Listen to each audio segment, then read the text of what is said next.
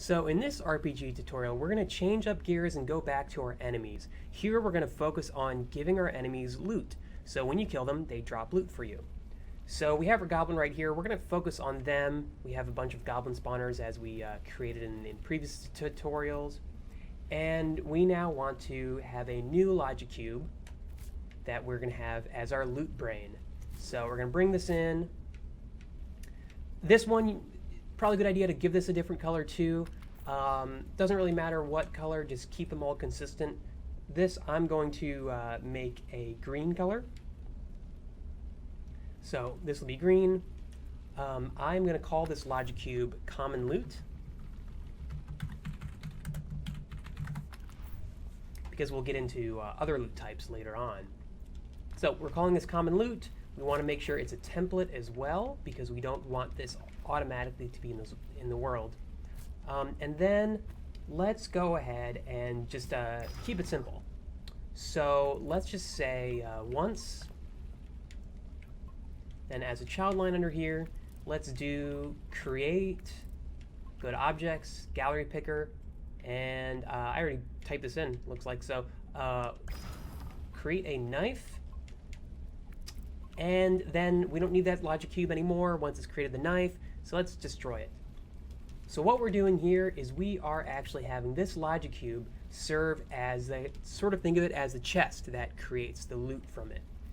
So this goblin, we are then going to make him, right now he's just, when he's hit by an attack and he started being dead, he gives you 10 XP. So let's do another child line under here for started to is dead. And let's have him create. Go to objects in world picker and choose that common loot. So now he's going to create common loot. And so he's going to create common loot, and common loot is going to create a knife. I know it's a lot of creation, but I think this is an easier way of doing things. There are a lot of ways to approach loot systems. This is the way that I prefer, especially as we get into random loot. This makes it a bit easier. So he's going to create this logic cube, which then creates this knife. So let's go ahead and go into testing it. So we have our goblins here. Let's just start punching them. It's great. He created a knife. This guy dropped a knife for me.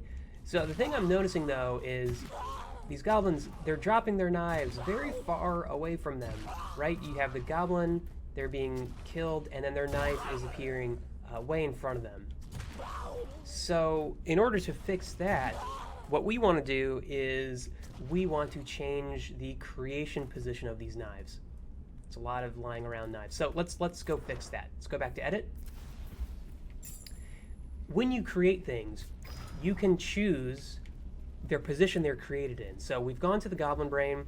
We have this create common loot, and we want the goblin to create common loot at position, going to position, offset, above. So this will now create this logic cube just above the head of the goblin.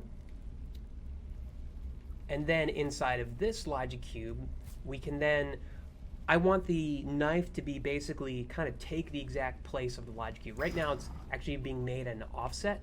So in order for the knife to be made basically level, where the bottom of the knife is the bottom of the logic cube, we want to use a socket here. So we're going to create knife at position, go over a page to positioning, and let's choose sockets. And from this folder, we're going to choose root. Now, think about root like the root of a tree. The root of a tree is the very bottom of a tree.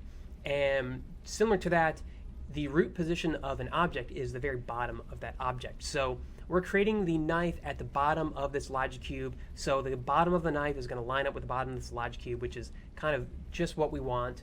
And then we have to also say root position, so it knows that it's at this position, because root by itself doesn't really mean much. So let's go back into test again. So we have our goblins again. Let's go ahead and start punching them. So look at that. It's now, they're now being created right on top of the goblins. That's much more realistic for, you know, typically how loot kind of comes out when you defeat an enemy. So that's looking better. Now the last thing we're going to cover is, it's very not interesting right now. Every single goblin, they just drop a knife. That's just, if you're a goblin and you're killed, you drop a knife. That's typically not how games work. Usually there's sort of a chance of a goblin dropping a knife or not. So we want to give each goblin a 1 in 3 chance of dropping a knife. To do that, we go to our common loot, and we're going to bring in a random number variable. It's our first time kind of using random numbers here. So we're going to create a new line underneath of once. This is inside of that logic cube, the common loot logic cube. And we're going to go and go to values, number. We're going to have a new number variable here.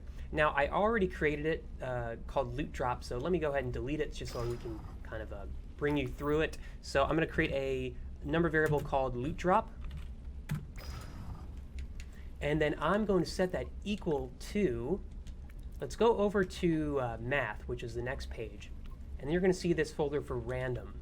So choose random number from here.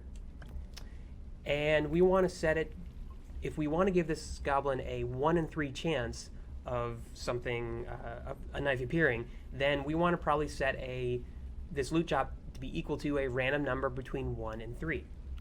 So let's have the first number be 1, so equals random number 1, then go to modifiers, 2, and this is where you set the high boundary of it, and the high boundary is going to be 3.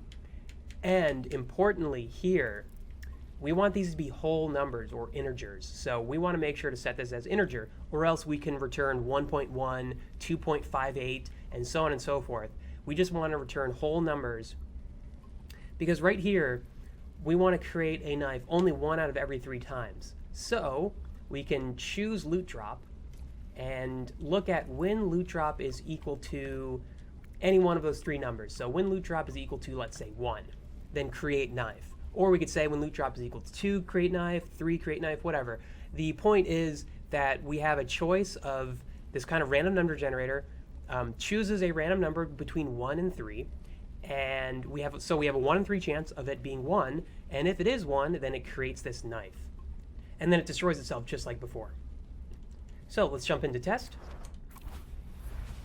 And let's try this out again. So first goblin did not drop any knife. This goblin didn't either. This goblin didn't. But this one did. So we got a knife from this one. That one didn't. That one didn't. And looks like we only got 2 knives out of the entire group of goblins. If we go ahead and restart, you're going to see that it's going to be different this time around. So let's take care of our first goblin here. Doesn't really matter which one I take on first. And look, the first goblin dropped a knife this time. So now we can go around, and looks like we're getting a low return again this time. Looks like we have 3 drops, so 4 drops this time, so a bit more than last time. But that's already adding in a random number into here. So that's the beginning of loot drops. We're going to pause it here, and in the next video we're going to show random loot drops, where we're going to go to showing how to do custom loot, uncommon, rare, so on and so forth. So stay tuned for that.